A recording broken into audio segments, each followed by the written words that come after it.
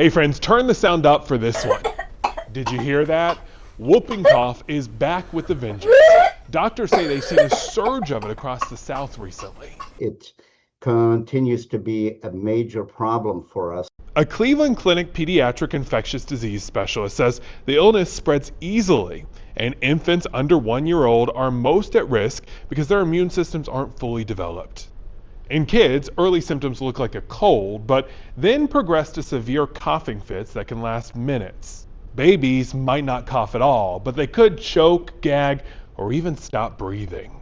The best protection? Vaccination.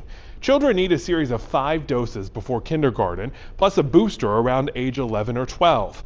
Pregnant people are also advised to get a booster to protect newborns.